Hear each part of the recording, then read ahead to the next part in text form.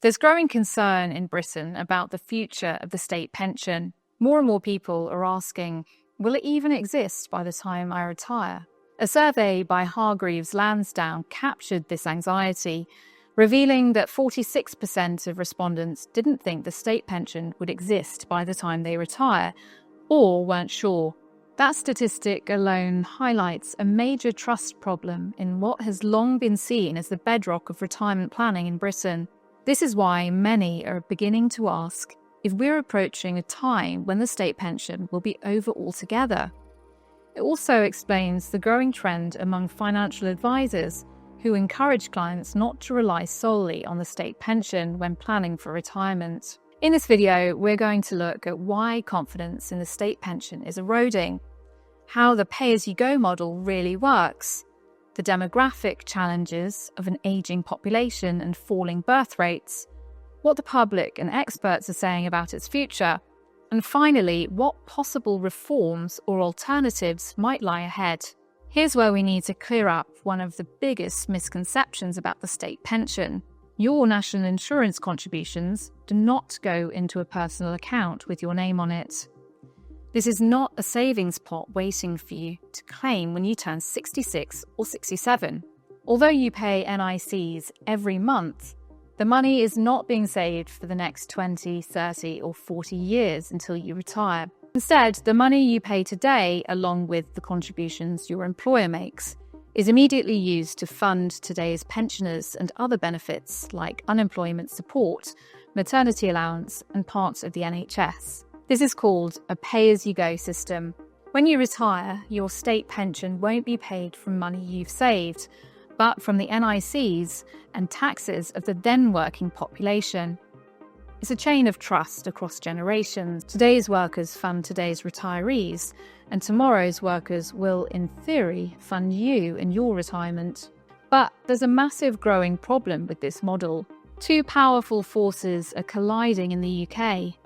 On the one hand, the population is aging. People are living longer thanks to better healthcare, advances in technology, and higher living standards. That's a good thing in many ways, but it puts financial pressure on the system. According to the Office for National Statistics, the population of the UK is ageing, and it is projected to continue to age.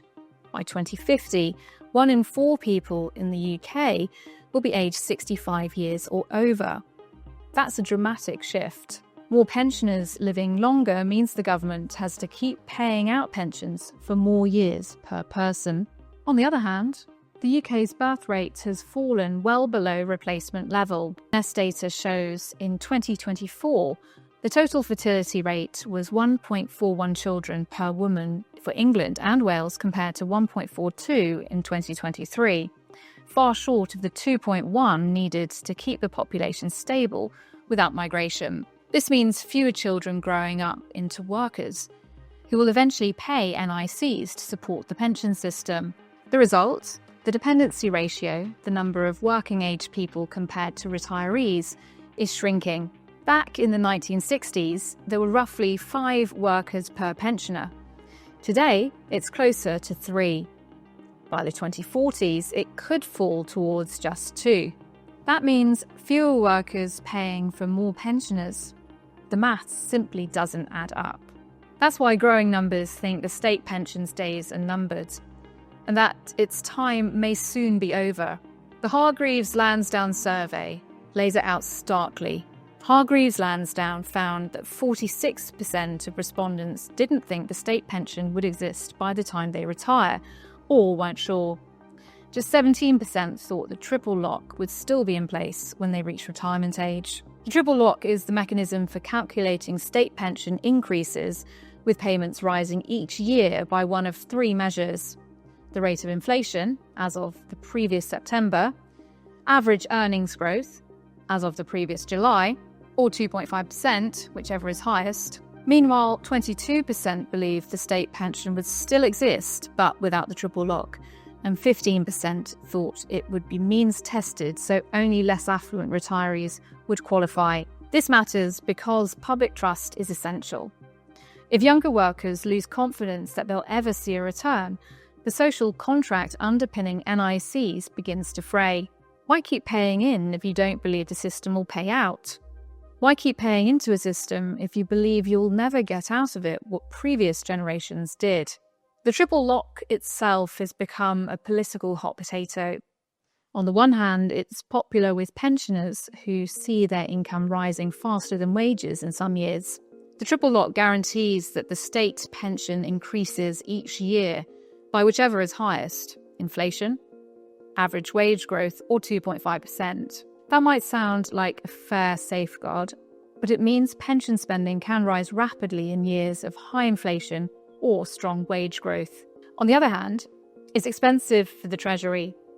The Institute for Fiscal Studies has warned that maintaining the triple lock could cost tens of billions extra over the coming decades.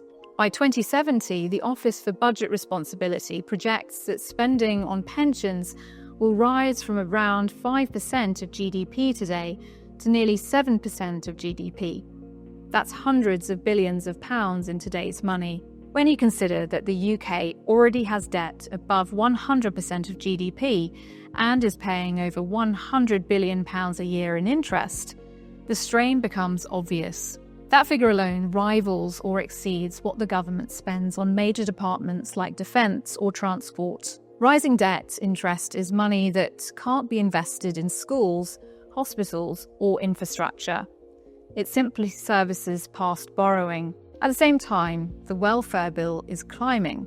Beyond pensions, the government spends tens of billions each year on working age benefits, housing support, disability allowance, and universal credit. With inflation pushing up living costs, demand for these safety nets has grown. An ageing population will only magnify this as healthcare costs, social care, and age-related benefits expand alongside pensions. It's important to understand that national insurance contributions don't guarantee a set future payout. They only guarantee eligibility, assuming the rules don't change. To get the full state pension today, £221.20 per week, or about £11,502 per year, you need 35 qualifying years of NIC. But there's no ironclad promise that the pension in 30 years will look the same.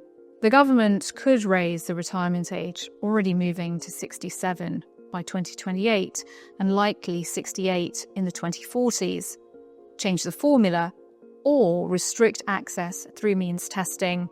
Personal finance experts have been warning about this for years.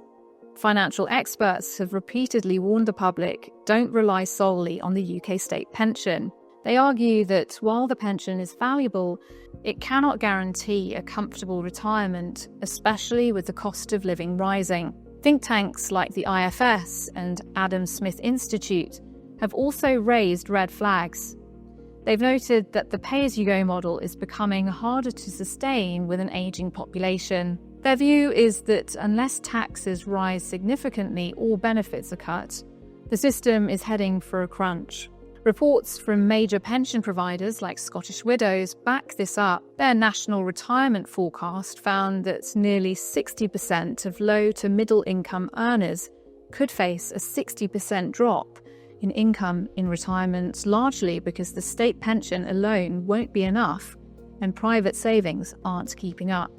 This is why there is a growing concern about the UK state pension system. With pension spending projected to rise sharply, it's an issue Rachel Reeves will need to address sooner or later.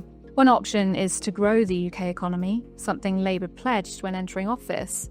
But growth has been sluggish at best. Another is to encourage higher birth rates, yet one of the biggest obstacles remains the cost of childcare, with the UK ranking among the top 5 most expensive countries in the world.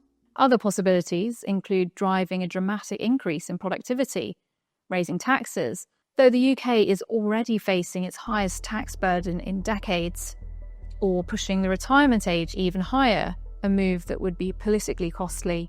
However it is handled, future pensions may look very different from today's. So, what might happen? Experts suggest several possible reforms. One option often raised is to increase the retirement age. It's already set to reach 67 by 2028. and 68 in the 2040s. But some suggest it could eventually climb as high as 70. Supporters argue that people are living longer and healthier lives, so it makes sense to work a little longer to ease the strain on public finances. But critics say this risks punishing those in physically demanding jobs or people with shorter life expectancies, effectively cutting down their retirement years. Another possibility is to water down or even scrap the triple lock. Instead of guaranteeing rises by inflation, wages, or 2.5%, pensions could be linked to just inflation or to a simpler double lock. Supporters claim this would save billions and prevent pensions from consistently outpacing workers' wages. But critics warn that for many pensioners, especially those on low income, the triple lock is a lifeline. Removing it could push the most vulnerable closer to poverty. Some also propose means testing the state pension, limiting it to those without significant private savings or assets. Supporters say this would make the system fairer, focusing support where it's needed most. Critics, however, argue it undermines the principle of a universal pension and that it punishes those who did the right thing by preparing for their retirement. And finally, there's the option to raise national insurance contributions or other taxes. Supporters believe this spreads the cost fairly across society and keeps the pension system funded for future generations. But critics point out that workers are already facing the highest tax burden in decades. Pushing taxes up even further risks squeezing household budgets and slowing down economic growth. At the end of the day, the chances of any government outright scrapping the state pension are highly unlikely. It would be politically toxic. We already have evidence of this. Take the winter fuel allowance cut Labour tried to implement, only to quickly reverse under public pressure. That shows just how fiercely any attempt to take away pension support is resisted. As soon as this was introduced, I knew it was a mistake. I've always supported the triple lock, I supported the winter fuel allowance, and I couldn't believe a Labour government was doing it. Yes, the UK pension system faces huge challenges: an ageing population, a shrinking workforce, and rising costs that strain the public purse. But scrapping it completely? That's not on the cards. More likely, we'll see gradual reforms, changes to triple lock, tweaks to eligibility, or further rises in the retirement age. How do you think this will pan out? Will the pension survive, mostly intact, or are we heading for a major overhaul? Leave your thoughts in the comments below, and don't forget to like, comment, and subscribe.